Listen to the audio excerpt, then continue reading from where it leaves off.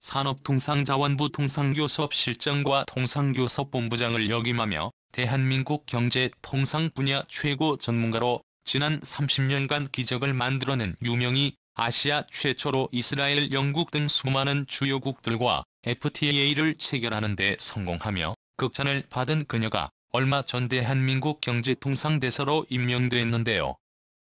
이번에 또 한 번 한국에 대박을 안겨주었습니다. 포괄적 점진적 환태평양 동반자 협정 CPTPP라고 하죠. CPTPP는 일본에게 심장과도 같은 존재입니다. CPTPP는 메가 FTA의 개념으로 일본, 캐나다, 호주, 브루나이, 싱가포르, 뉴질랜드, 말레이시아, 멕시코 등 총 12개국의 참여국이 있는데 이들 국가끼리는 금융 및 외국인 투자 규제를 대폭 완화하고 서로의 이동을 완전히 자유롭게 하는 동시에 데이터 거래 활성화를 통해 협력관계를 강화시키고 있습니다. 이외에도 서로의 제품을 수출입할 때 관세를 대폭 완화시켜주고 있는데요. CPTPP 가입국의 인구수는 6억 9천만 명으로 미국 인구의 2배가 넘는 엄청난 규모입니다. 트럼프 시절 미국의 CPTPP를 탈퇴하면서 현재는 일본이 해 CPTPP의 주도권을 꽉 쥐고 있는데요. CPTPP를 주도하면서 일본은 사실상 엄청난 혜택들을 누리고 있습니다. 그런데 놀랍게도 바로 한국의 새로운 경제 통상되어서 유명이 때문에 일본이 누렸더니 엄청난 혜택들이 한순간에 날아갈 위기에 처했습니다. 반대로 한국은 유명인 퇴사 덕분에 초대박을 손에 쥐게 됐습니다. 대한민국 정부는 다음 달 초 포괄적 점진적 환태평양 동반자 협정 가입을 신청할 계획입니다. 미국이 떠난 뒤 CPTPP를 이끌어온 일본이 한국의 가입을 거부할 것이라는 우려가 상당했기 때문에 그동안 한국은 막대한 경제 이익이 예상됨에도 불구하고 쉽게 시도조차 하지 못했습니다. 하지만 유명인과 한국의 경제대사로 임명되면서 상황은 완전히 뒤바뀌어 버렸습니다. 유명이 돼서는 협정에 가입하려 너무 매달릴 필요는 없습니다. 우리의 전략적 가치를 앞세우며 당당하게 협상에 임해야 합니다.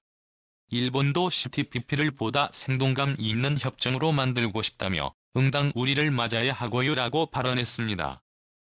두 명의 경제통상대사의 목소리는 침착했지만 엄청난 자신감이 묻어났습니다. 그녀는 한국은 아시아 태평양 지역 내 손꼽히는 무역 강국이자 반도체와 같은 핵심 품목의 제조 기술과 설비를 동시에 가진 국가라며 글로벌 공급망이 분열하면서 안정적인 공급 기지를 가까이 두려는 회원국들의 수요가 커지고 있는 만큼 이를 지렛대로 삼아야 한다라고 강조했습니다. 그리고 일본에도 충격적인 발표를 했는데요. 일본은 유명 이 본부장의 발표를 듣자마자 바로 뒷목 잡고 쓰러져 버렸습니다.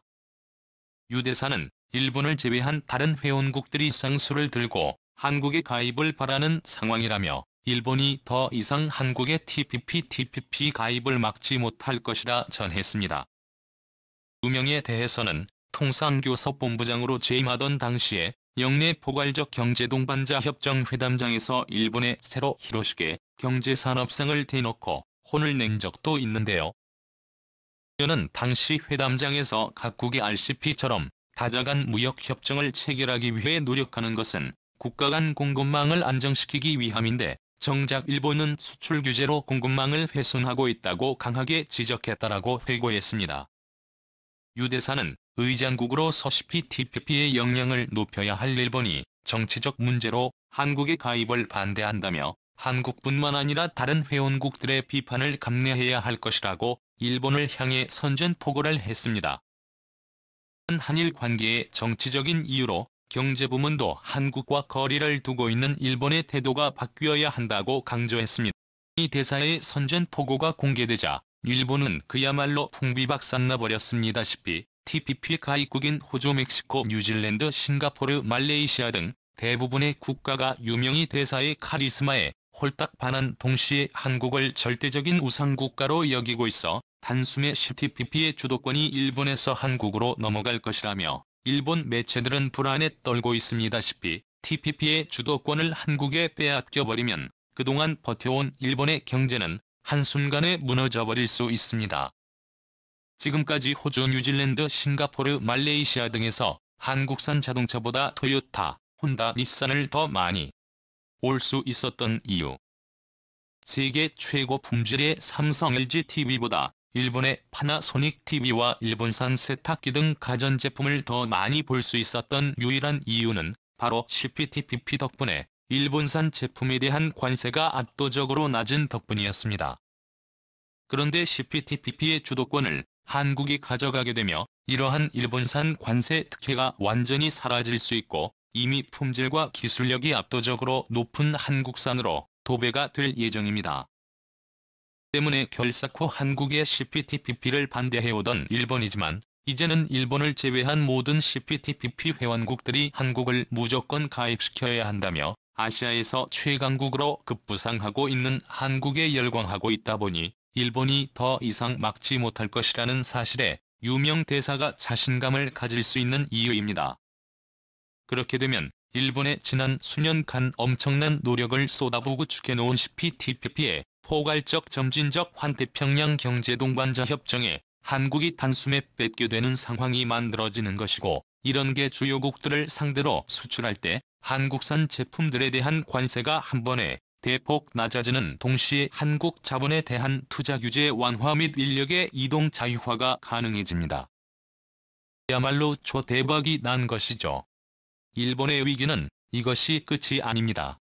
한국이 일본의 심장과도 같은 CPTPP의 주도권을 한 번에 뺏어서 버린 데 이어 중국과 러시아는 아예 대놓고 일본 열도에 대규모 해군 병력을 보내 위협을 가했습니다. 중국과 러시아의 해군 함정 열척이 훈련을 마치고 태평양에서 동중국해로 복귀하면서 일본 열도를 거의 한 바퀴 도는 무력 시위를 펼쳤습니다. 24일 교도통신 등에 따르면 방위성 통합만력 한부는 중국과 러시아 해군 함정 5척씩 총 10척이 가고시마현 오스미 해협을 나란히 통과해 동중국해에 진입했다고 전날 발표했습니다. 중국 함정의 오스미 해협 동시 통과가 확인된 것은 처음인데요. 일본 방위성은 중러 함정의 이번 움직임이 매우 이례적이라며 불안에 떨고 있습니다. 일본이 한국의 독도와 중국의 쩌위다오섬을 모형으로 해 모의 군사작전을 펼치며 한국과 중국의 자위대를 보내 위협을 가할 수도 있다는 충격적인 제스처를 내비치자 화가 제대로 난 중국과 러시아가 일본에 선전포고를 한 것이라 전문가들은 해석하고 있는데요. 러시아의 쿠릴 열도와 한국의 독도를 탐내던 일본이 이제는 센카쿠 열도를 중국에 빼앗길 위기에 처했습니다. 뿐만 아니라 최근 오키나와현 요원들과 교수 그리고 시민들까지 동참한 대규모 후쿠시마 독립운동이 펼쳐지기 시작했고 놀랍게도 이들은 독립 후 오키나와가 한국령으로 포함돼야 한다고 외치고 있습니다. 한국 것을 빼앗으려다가 자신들의 모든 것을 빼앗기기 일보 직전인 일본 앞으로 얼마나 한국에 더 빼앗겨야 잘못된 길에서 빠져나올지 한번 지켜봐야겠습니다. 오늘도 감사합니다. 최고로 멋진 하루 보내시길 바랄게요.